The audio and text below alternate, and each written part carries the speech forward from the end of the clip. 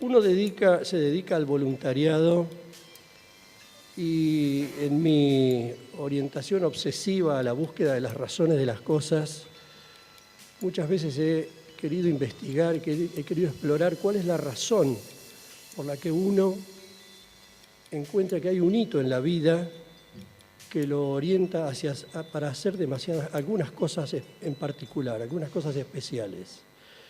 Y en esa búsqueda yo encontré que cuando era un adolescente e ingresaba a la Facultad de Arquitectura hace casi 55 años, y con esa avidez que tienen los estudiantes cuando ingresan a la universidad, que tienen esa ansiedad por incorporar cosas nuevas, encontré en el taller de diseño de la facultad el primer día una leyenda escrita en una pared principal que tenía una frase de Terencio, que vivió en Roma 150 años antes de Cristo, y que decía: soy humano, nada de lo que es humano me es ajeno.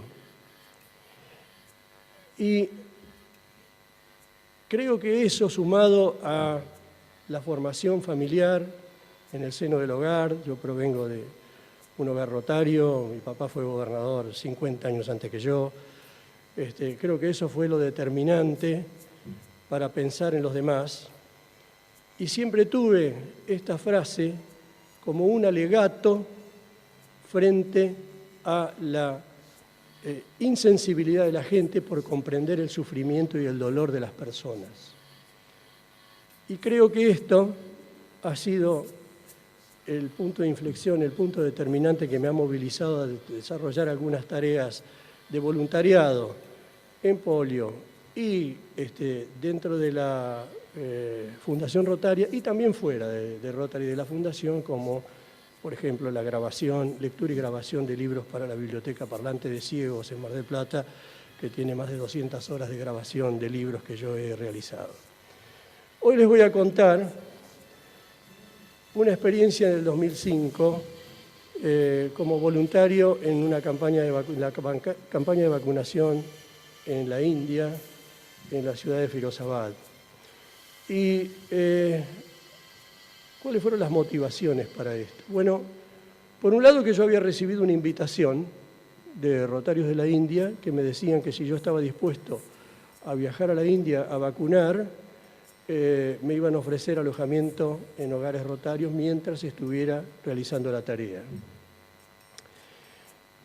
Por otro lado, una decisión familiar, porque cuando yo estaba analizando esto y lo veía realmente con muy pocas posibilidades, porque decidir irse a la India solo a hacer una tarea como esta no es una decisión que se toma rápidamente. Bueno, fueron mis hijas sobre todo y mi esposa las que dijeron: mirá, va a ser mejor que vayas y lo hagas, porque lo peor sería que después te lamentes de no haber ido.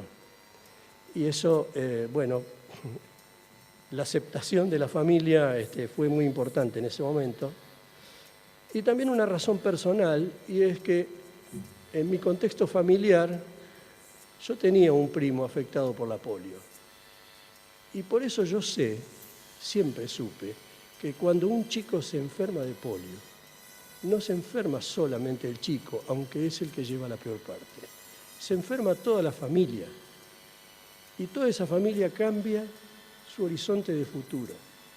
Cambia absolutamente toda su expectativa y empieza a transitar una vida en la que hay un chico que tiene dificultades en aprender a caminar, un chico que no juega a la pelota, un adolescente que no va a bailar, un muchacho que no hace deportes. Y en la historia familiar nuestra, que éramos como 20 primos, el único que no formó una familia, el único que no completó una carrera universitaria, fue precisamente quien tuvo que padecer esta terrible enfermedad. Entonces, estas fueron las motivaciones y allá me fui. Me fui a la India, hice un contacto con el Comité Polio Plus de la India y aparecí en Nueva Delhi, me estaban esperando, me subieron a un tren y me mandaron a la ciudad de Firozabad. Y ahí empezamos los trabajos. Les cuento que el día de inmunización es un día, pero las tareas se realizan más o menos a lo largo de una semana. Hay primero unos 3 días en que se realizan lo que se llaman los trabajos preinmunización, que tienen que ver con la indicación de dónde van a estar los puestos de vacunación, toda la difusión previa que se hace por todos los medios posibles. Yo les voy a mostrar algunas imágenes. Después se realiza la tarea de vacunación del día de vacunación, ese día. Y posteriormente se realiza lo que se llama el rastrillaje, que es ir a buscar a todos los chicos que no se vacunaron. Hay que ir a encontrarlos todos. Entonces estas son las tres partes que completan más o menos una semana de trabajo. Y en las tareas de señalización previa se usan todos los medios. Este es uno, los famosos tuk-tuk de esos países. La colocación de carteles, toda la cartelería, esto era en Firozabad. Como ustedes ven, bueno, está el logo ese de la criatura con las gotitas, muy similar al nuestro, al de Polio Plus. Todo esto se realiza 2 o 3 días antes del Día Nacional de Vacunación, que la fecha está fijada por el gobierno del país. Entonces, en esos 3 días también se instalan los puestos de vacunación, y este era el puesto en el que me tocó trabajar a mí, que estaba instalado en un hospital oftalmológico instalado por los rotarios de Firozabad. Y aquí ustedes ven, la señora es una enfermera del hospital y los otros 2 son rotarios de Firozabad que estábamos instalando esto. Y ustedes ven la cartelería, ven la conservadora de las vacunas y las bolsas de obsequios. Cada chico que se vacuna se le entrega un obsequio, y eso es lo que a mí me permite calcular que tuve la oportunidad de vacunar por lo menos 450 chicos, porque yo me llevé desde mi ciudad 2 bolsas que contenían 150 silbatos, autitos, cositas muy, muy insignificantes, pero que los llevé para entregar allá, y en Nueva Delhi me entregaban una bolsa más, con lo que yo calculo. Los gasté todos, los entregué todos, así que quiere decir que más o menos fue esa la cantidad en la que pude intervenir. Les aclaro que en aquel momento eran 4 los países polioendémicos. En ese momento era Nigeria, India, Pakistán y Afganistán. Hoy, afortunadamente, solamente Pakistán y Afganistán, y por suerte con muy pocos casos, porque en lo que va de este año 2016, solamente 10 casos de polio en todo el mundo. Entonces, ese era un puesto de vacunación. Este es otro, en un barrio en las afueras de Firozabad. Esto era una farmacia, fíjense lo que era la farmacia, miren el mostrador de la farmacia y se dan cuenta el lugar, un ambiente, no puedo decir pobre, era de la más absoluta miseria. El ambiente era realmente muy difícil. El Comité Polio Plus me mandó a un lugar muy, muy difícil para trabajar, donde yo pude caminar entre la miseria que jamás había visto, en caseríos donde, bueno, las cloacas son a cielo abierto, en callejuelas de 1,50 m de ancho, donde es imposible separar los olores del ambiente. Y ahí es donde tuve oportunidad de desarrollar esta tarea. Y este es otro puesto de vacunación instalado que fuimos a recorrer junto con los rotarios que coordinaban la tarea. Y no solamente son voluntarios los rotarios, hay mucha gente que trabaja en estas campañas. Estas chicas hacían un trabajo fantástico, son estudiantes de una entidad terciaria de Firozabad, y ellas estaban muy organizadas, y cuando comenzamos la tarea de vacunación, ellas salían a buscar los chicos porque presumían que las madres no los iban a llevar a vacunar. Y ellas salían, los traían o traían a la madre con el chico, o si no les daban el chico, lo traían, lo vacunaban y lo devolvían a su hogar. Hicieron un trabajo excelente, y conservo esta fotografía porque ellas la quisieron sacar conmigo, y realmente tengo un recuerdo permanente por el trabajo que hicieron estas chicas. Y ese día de Nacional de Inmunización empieza la tarea. Se empieza a formar la cola, traen a las criaturas, y comienza el momento ese mágico en el que uno hace caer 2 gotitas de la vacuna Sabin, sabiendo que esa es la clave, para impedir el sufrimiento posterior a un chico que tiene toda su vida por delante. Y así se van sucediendo los chicos. Y es necesario establecer quiénes son los chicos vacunados. Ustedes imagínense, con los millones de chicos que se vacunan es imposible extender un certificado sobre el chico vacunado. Lo que se hace es pintar con un marcador indeleble por 2 o 3 días, sobre el meñique, la uña del meñique de la mano izquierda. Entonces se sabe que ese chico está vacunado, para que cuando uno sale a buscar después en el rastrillaje, los chicos no vacunados, con solo mirar la manito de la criatura, son todos chicos de hasta 7 años de edad, entonces, si tiene la uña pintada, se vacunó, y si no la tiene, hay que vacunarlo. Es así de sencilla la maniobra. Entonces, esta es la tarea de señalar los chicos vacunados. Bueno, y así podríamos mostrarles muchas imágenes más de toda esta tarea realizada en Firozabad. Es importantísima la tarea, que acá hay otra voluntaria trabajando. Los puestos de vacunación son multitudinarios, se hacen colas larguísimas para poder vacunar. Por suerte entonces dio el resultado y la India finalmente fue declarado libre de polio. O sea, la propuesta nuestra, que hay que vacunar y con vacunación se elimina la enfermedad, es la que nos ha demostrado que era la correcta y tuvo éxito en muchos países y en la India también.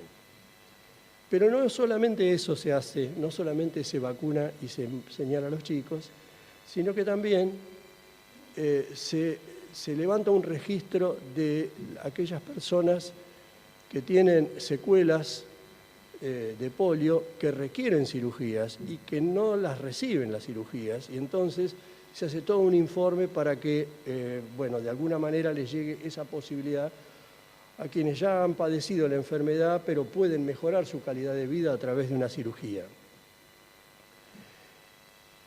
Y después de este día de vacunación, entonces, se hace el rastrillaje por los barrios y se forman los equipos. En mi caso, yo me trasladé de Firozabad a Agra, me junté con un grupo de canadienses que ellos estaban de vacaciones en la India, pero hacían coincidir sus vacaciones con el Día Nacional de Vacunación, y entonces combinaban las dos cosas, lo recreativo con lo voluntario, y tenían un ómnibus alquilado con el que se paseaban por toda India, y yo me subí a ese ómnibus y nos fuimos a Agra, y acá en el hospital de Agra formamos los equipos para que nos asignaran un barrio para salir a recorrer.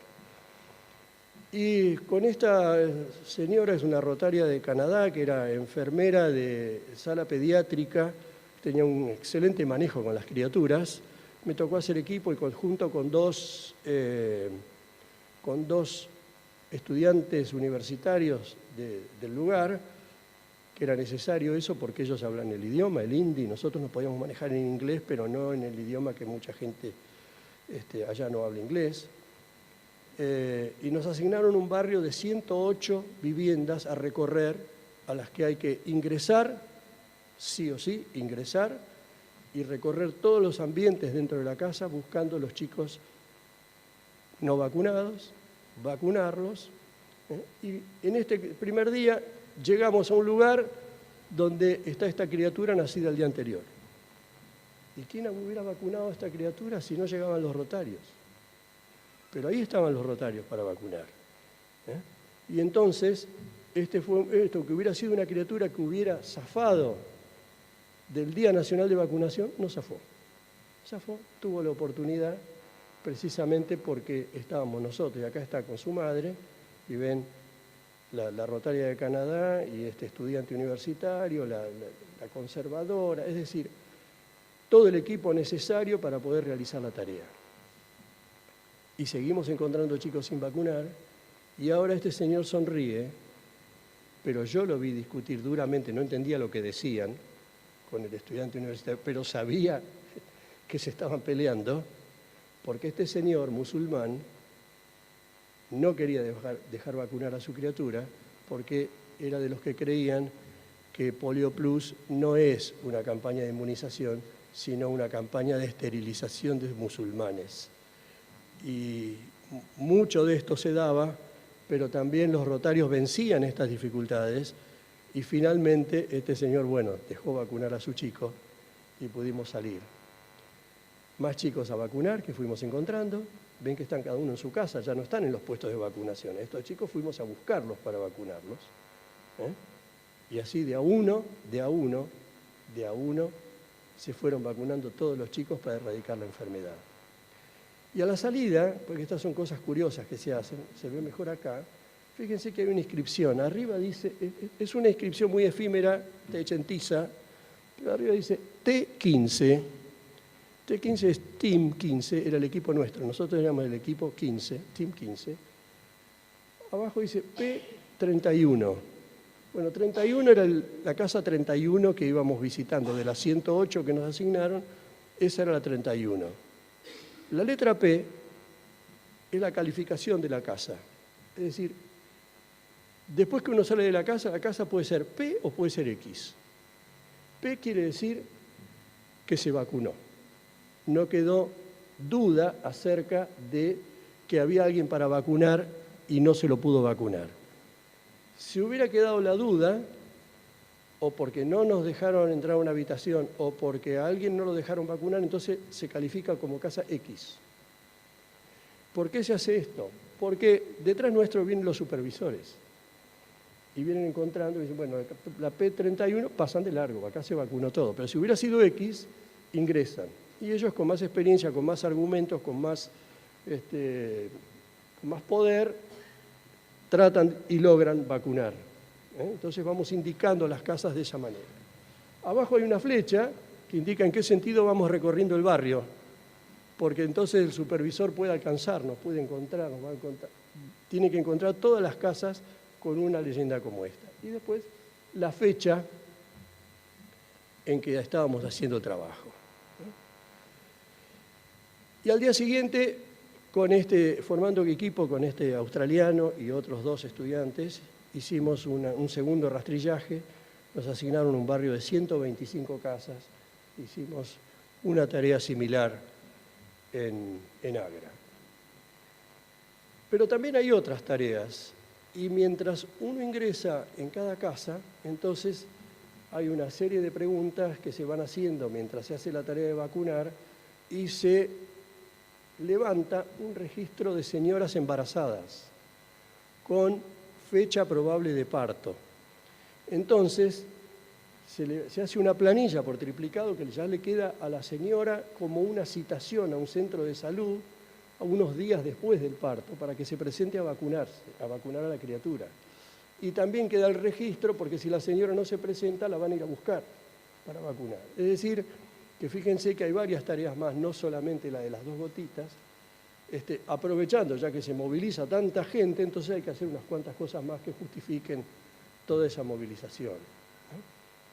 Entonces, bueno, hice esta tarea en Firozabad y en Agra y finalmente me volví a Nueva Delhi y acá en el Comité Polio Plus de Nueva Delhi, junto con quien era en ese momento, no sé si seguirá estando, el gerente del comité, Lokesh Gupta, hicimos una evaluación de lo realizado y ellos, la verdad que me enviaron una carta muy conceptuosa después. Bueno,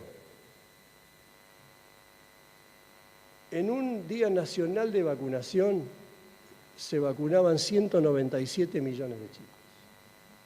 En la India hubo que dividirlo en 3 días subnacionales. Yo participé de un subnacional. Pero fíjense las cifras. Estamos hablando de un país que tiene 1.200 millones de habitantes. Entonces la cantidad de chicos de hasta 7 años es inmensa.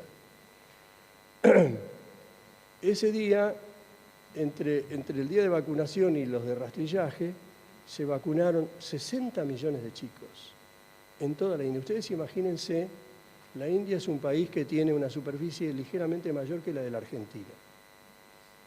Y en esa superficie hay que distribuir todas las vacunas, con toda la cadena de frío, con toda la organización de los voluntarios en todas las ciudades y barrios, tarea a cargo de la Fundación Rotaria en ese lugar, para vacunar 60 millones de chicos, de los cuales 50 millones se hacía con las vacunas tipo 1, o sea, para el poliovirus 1, eran 3 poliovirus, el 2 ya está erradicado, seguimos con el 1 y con el 3, y 10 millones del tipo 3. La conservación de la cadena de frío es una cosa importantísima, y la distribución en todo ese territorio también.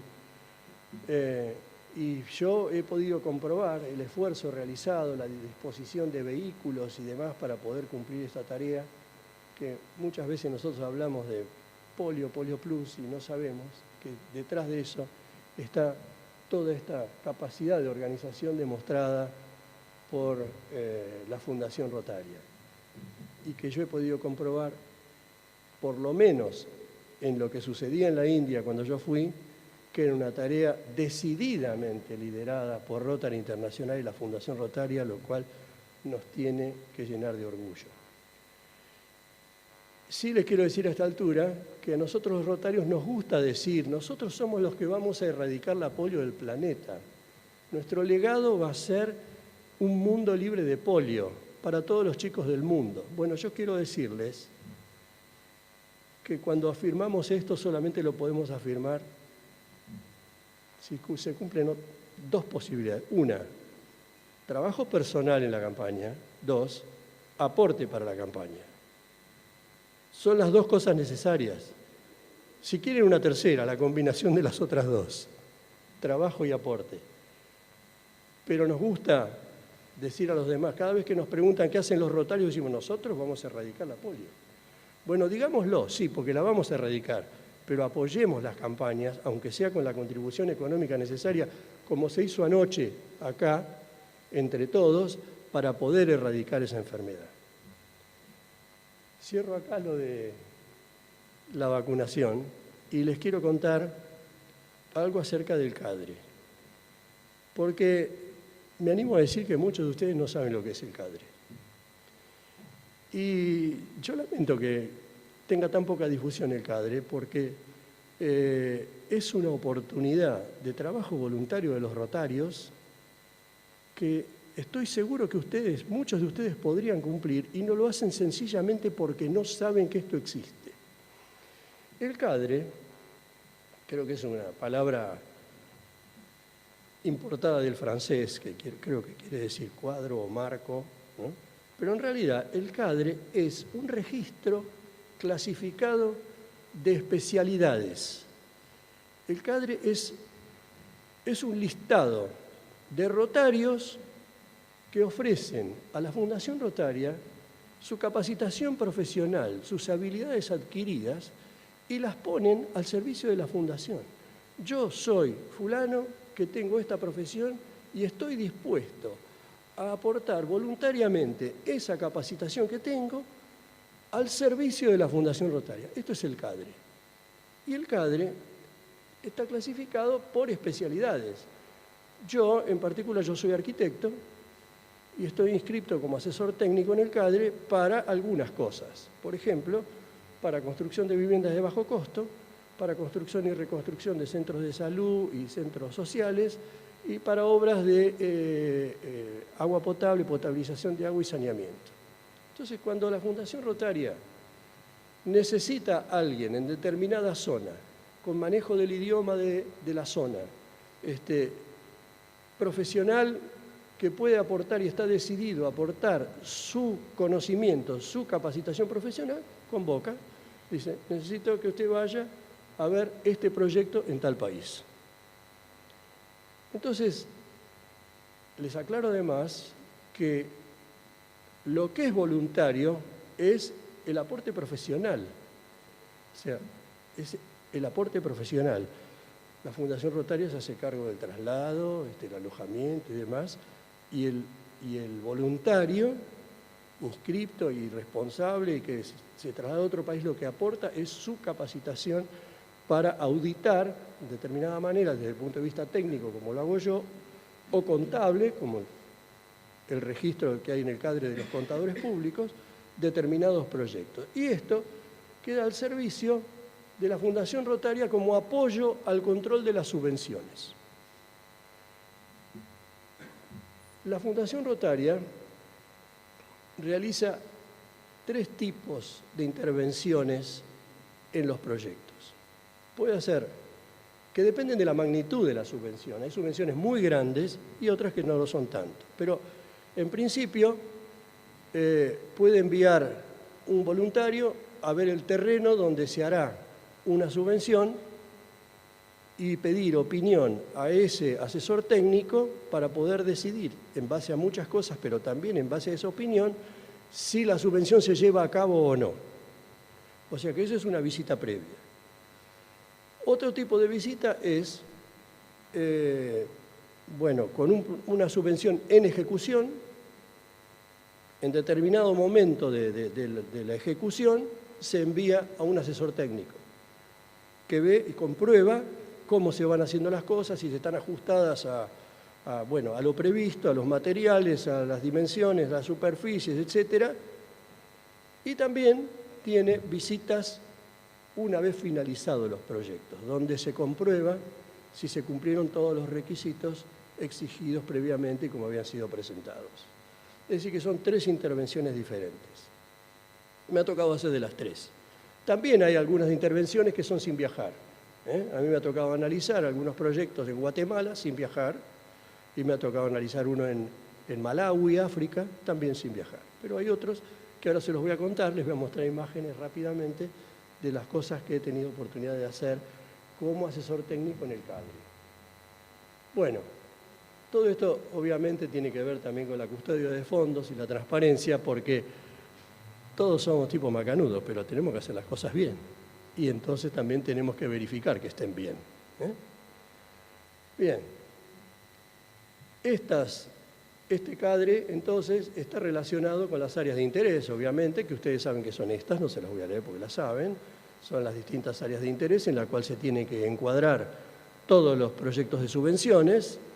Y entonces, cuando la Fundación necesita un asesor técnico, entonces lo encuadra dentro de las subvenciones que está en desarrollo y manda al especialista para cada cosa. Tampoco podemos separar este trabajo de la Fundación Rotaria en el CADRE del servicio a través de la ocupación. Porque ¿qué otra cosa es sino esto? Colocar la profesión del rotario al servicio de los proyectos de la Fundación. El servicio a través de la ocupación es uno de los pilares en los que se apoya el marco referencial filosófico de trabajo de Rotary y de la Fundación Rotaria. Y entonces, poner la profesión, hablamos ayer del sistema de las clasificaciones, poner mi clasificación al servicio de la institución, y si lo puedo hacer a través de la Fundación Rotaria, a través del CADRE, es cerrar un círculo que es realmente virtuoso y que conduce a soluciones eficientes para todos. Es una base de datos muy importante, de alta calificación, y queda a disposición de Rotary y de la Fundación. Les cuento ahora algunos proyectos en los que intervine, para que ustedes vean de qué tipo son. Este fue el primero que me tocó, Maringá, en Brasil. Para este proyecto me acompañó mi amigo Tony Castro, que me acompañó acá. Él se vino conmigo a ver qué había que hacer y bueno, lo hicimos juntos. Acá era un proyecto de vivienda de bajo costo. Y yo dije, me puse a analizar, ¿valió la pena que la Fundación me mandara aquí a ver esto? Y realmente la conclusión es que sí. ¿Por qué lo digo? Bueno, primero porque detectamos irregularidades. Todos hacemos las cosas bien, pero las podemos hacer mejor. Por ejemplo, la documentación técnica que yo había recibido y que estudié antes de viajar indicaba que eran construcciones de tecnología tradicional con mampostería de ladrillos. Llegamos al lugar, no era mampostería de ladrillos, eran placas de cemento de 5 centímetros de espesor, colocadas una sobre otra y que dejaban endijas entre una y otra. Es decir, mi análisis fue que esa construcción no respondía a los coeficientes de transmitancia térmica necesarios, que no se respetaron las especificaciones técnicas tenidas en cuenta al hacer el proyecto y que eso había que modificarlo. Las instalaciones eléctricas tenían que ser por cañería y no estaban los cables a la vista, peligrosos. En algunos lugares los pisos, bueno, se preveía que se tenía que terminar con una carpeta de concreto endurecida, no, había un contrapiso que se desgastaba. Bueno, pero entonces cuando nosotros nos volvimos de Maringá, habíamos dejado el compromiso de realizar nuevamente la instalación eléctrica. Las personas que iban a trabajar en la modificación de los paramentos exteriores para tener una vivienda que ofreciera mejor calidad de vida en el interior. Teníamos la gente que iba a aportar pisos para colocar y habíamos logrado la intervención de la mano de obra de los usuarios para hacer la colocación de los pisos. Es decir, que frente a las irregularidades detectadas, la visita del asesor técnico que logró que esa gente tuviera mejores viviendas, mejor calidad de vida. Bueno, estas cosas las encontramos en distintos lugares. Les muestro otro proyecto en Honduras, también era de viviendas de bajo costo. En este lugar el huracán Mitch había hecho un desastre. Habían desaparecido todas las viviendas y encontramos un barrio. A ver, yo fui a ver un barrio de 52 viviendas. Cuando llegué, dije, acá hay muchas más que 52. Las conté, eran 104. Pero entonces pedí información y resulta que había habido 3 subvenciones. Y en realidad, si eran 3, tenía que haber 120 viviendas, pero había 104. O sea que mi función fue clarificarle a la fundación que faltaban viviendas, que se tenían que hacer y que la aplicación de los fondos era por determinada cantidad de viviendas, que bueno, que había razones, que con la reconstrucción, que los valores habían aumentado, o sea, había justificaciones. Bueno, pero todo eso mi función fue ponerlo blanco sobre negro, enviarlo a la Fundación Rotaria y que después terminaran si completaban los desembolsos o no, o cómo lo hacían. Pero esta es una función de los asesores técnicos. También en Honduras, pero en Danlí,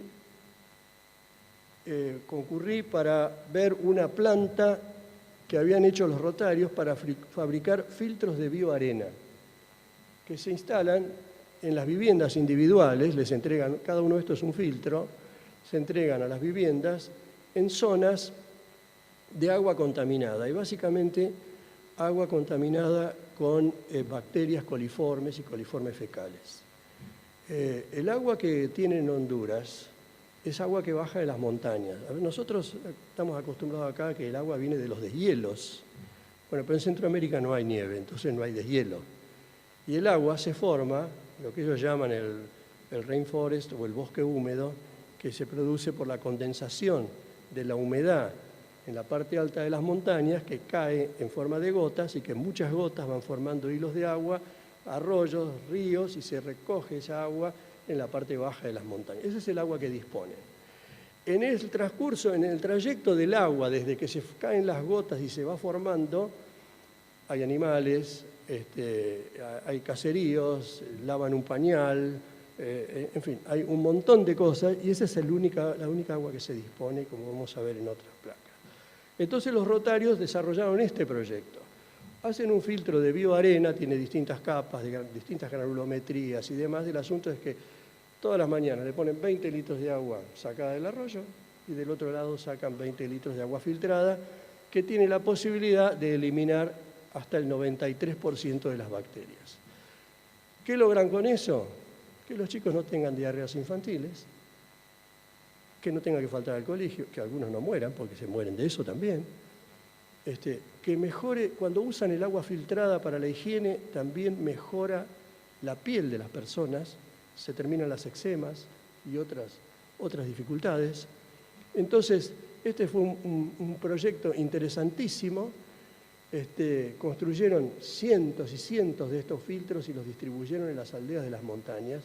tuve oportunidad de visitarlos en varias de esas aldeas y realmente encontré la satisfacción de la gente que había recibido estos filtros y ahora contaba con un agua potable, potabilizada a través del filtrado con este sistema.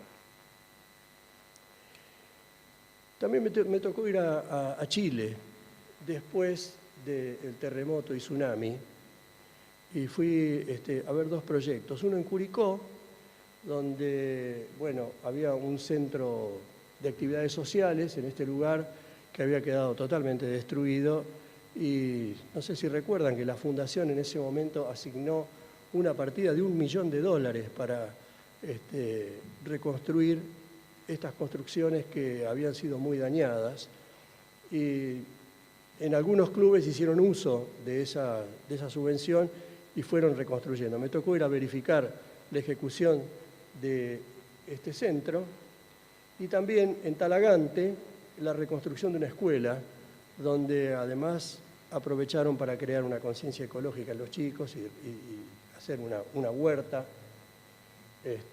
dentro de la escuela. Aquí la estamos visitando, ya terminada la escuela.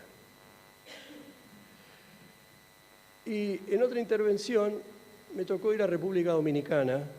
Esta vez fui para informar si debía hacerse o no, dar mi opinión sobre si debía hacerse o no, un proyecto también de filtros de bioarena. O sea, por eso no tengo imágenes porque fue previo. Pero bueno, eran para ser colocados en áreas como esta, por ejemplo, viviendas sumamente pobres. Y esta foto se las he querido traer porque esta foto está tomada en el límite entre Haití y República Dominicana. O sea, no fui a Punta Cana, fui al límite con Haití, donde viven los haitianos que tratan de pasar a República Dominicana buscando mejores condiciones de trabajo y viven en condiciones infrahumanas, realmente. Y en esta foto ustedes ven, este es el agua que tienen, ¿no? Y ahí ustedes ven una criatura que se baña, un chico que luego de bañarse con su bidón va a llevar agua a su casa. En otro lugar había una señora lavando ropa y hay una señora sentada en una piedra haciendo una higiene íntima. Este es el agua que después llevan para higiene y consumo al lugar donde viven. Entonces, esto es lo que se resuelve, donde la Fundación Rotaria también está en esto, aportando a través de los filtros de bioarena la posibilidad de eliminar las bacterias en el agua que la gente dispone. Y finalmente, el año pasado, viajé nuevamente a Honduras por 3 proyectos. Esto realmente muy interesante, sobre todo el primero, de San Juancito. Resulta que estos son los 3 proyectos que fui a ver. Bueno, en San Juancito también había sido bastante destruido por el huracán Mitch. Y en este lugar, en San Juancito, existía una mina de oro que no está en explotación en este momento, pero la mina está todavía, pero no está en explotación. Lo que quedaron fueron algunas instalaciones que eran del sistema de explotación de la mina, que fueron aprovechadas para hacer un trabajo de saneamiento, porque todo ese caserío de San Juancito tenía todas las cloacas a cielo abierto, recorriendo las veredas al lado de las casas. Era realmente una cosa muy anacrónica. Entonces, en San Juancito, fíjense, así quedaron algunas casas después del huracán, otras se reconstruyeron, algunos directamente se fueron, no volvieron más a San Juancito. Y esta es la topografía, o sea, el agua se genera allá arriba, como les expliqué, por la condensación de las gotas, y hay que traerla hasta abajo el agua. Ahora, esto es lo que era la usina de San Juancito para cuando estaba la mina, y todas estas instalaciones fueron las que se aprovecharon. Entonces ahora los rotarios que hicieron una canalización, en algunos lugares podían llevar las cloacas bajo tierra y en otros, debido a la topografía, tenían que llevarlas, como en este caso, apoyadas en pilares, pero por lo menos están retirando el flujo de los efluentes de la vida cotidiana, están transportándolos mediante este sistema de tuberías a lo que es ahora una planta de tratamiento de efluentes cloacales que se hace en el lugar del piletón donde se hacía el lavado del oro. O sea, aprovechando las mismas instalaciones, ahora como no se explota más el oro, se ha hecho esta planta que es doble, se puede utilizar las dos simultáneamente o una sí y otra no, por si hay que hacer alguna reparación, y hasta tiene un lugar de extracción de barros que se usan después para abonar la tierra y demás. Y esto da la posibilidad de que entonces ahora se vuelcan a este río, porque aguas abajo hay otra localidad, otro caserío. Antes entonces, desde San Juancito le tiraban toda la cloaca al agua que tenían que recibir en el pueblo que estaba aguas abajo. Ahora lo que se tira y el agua vuelve a estar cristalina y hasta están pensando en hacer un balneario ahí, es agua tratada, agua purificada, que es, bueno, acorde a los tiempos que vivimos. Y han aprovechado entonces para generar una conciencia ecológica en los chicos. Todo esto es una brigada de chicos de la escuela del lugar, que entonces se sienten contentos y se llaman ambientalistas, y son los chicos los que generan esta conciencia y van a tener por siempre un ambiente sano, un ambiente digno donde vivir. Bueno, entonces otro de los proyectos eran los cipreses. Los cipreses, bueno, había que ir en una camioneta 4x4, 2 horas bajo la lluvia para llegar a los cipreses. ¿Y qué hacíamos en los cipreses? Fíjense, bueno, esto no sé si es muy explicativo. Lo que pasa es que como la captación de agua se hace arriba de las montañas, hay que traer por cañería el agua hasta las viviendas que están abajo.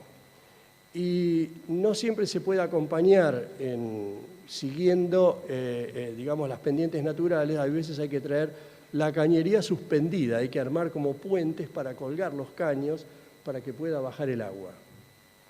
Un trabajo muy difícil de realizar.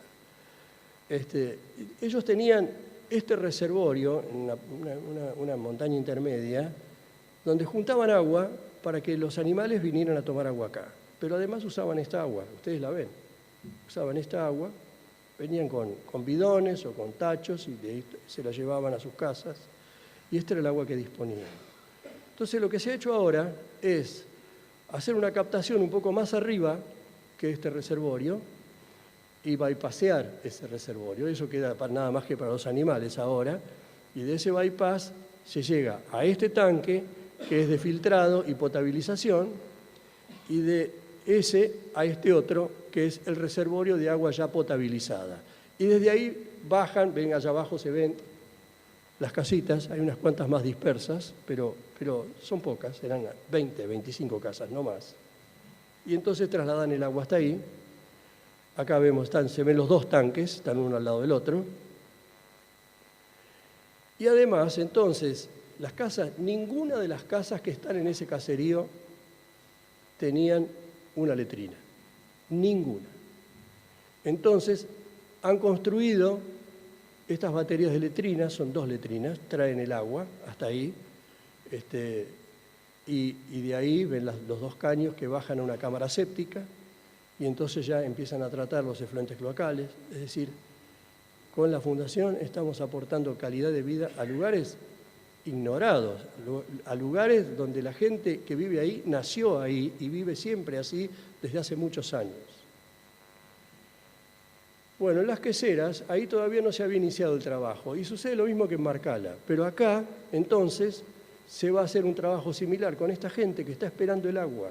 Esta gente tiene que ir todos los días con bidones cargados en sus hombros a buscar el agua que necesitan todos los días, porque no se puede vivir sin agua.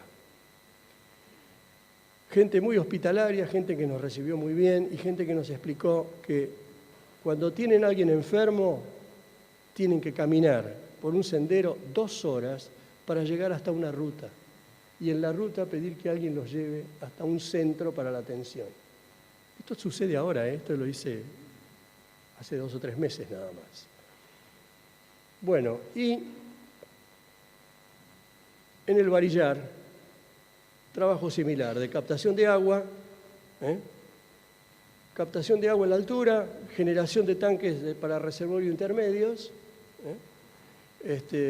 y finalmente Bueno, en este caso tenía una subvención muy importante, que eran más de $200.000, con apoyo de algunos clubes de Estados Unidos. Además les mandaron desde Estados Unidos esto que es una planta potabilizadora portátil y compacta, a la que llegan con el agua y en una punta conectan el agua como viene de arriba y en la otra sacan agua potable directamente. Entonces, imagínense lo que es para esta gente, ¿no?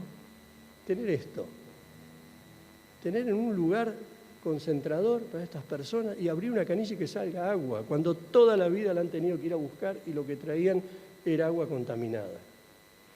Entonces, yo les digo, el trabajo del CADRE es el trabajo que todos podemos hacer. Cada uno de ustedes sabe, si tiene una profesión, qué puede poner al servicio de la Fundación Rotaria. Hay que inscribirse nada más. Hay que inscribirse, hay un formulario de inscripción en el CADRE. Hay médicos, hay oftalmólogos, hay odontólogos, hay educadores, hay distintos registros.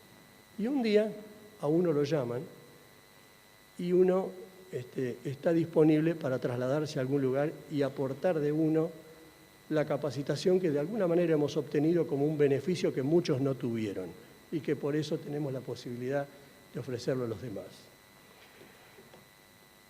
Para terminar, quiero dejarles una reflexión que podrán compartir o no, pero yo creo que cuando uno busca motivaciones para hacer determinadas tareas, también busca apuntar hacia la felicidad personal. Uno se siente muy bien cuando hace cosas por los demás. Y yo, siendo muy joven, una vez escuché que alguien decía que la clave de la felicidad está en la inconsciencia. Y en ese momento yo no entendí o no interpreté lo que se me quiso decir, pero después en la adultez, ustedes se dan cuenta que soy obsesivo con estas cosas, ¿no? En la adultez me di cuenta, analizándolo por la inversa, que es que cuando uno toma conciencia de las cosas, entonces no puede ser feliz. Y hoy, ya cuando uno entra en el atardecer de la existencia, me doy cuenta que hay otra posibilidad. Y es que uno puede ser feliz si siente y tiene la convicción que ha podido hacer cosas por los demás. Muchas gracias.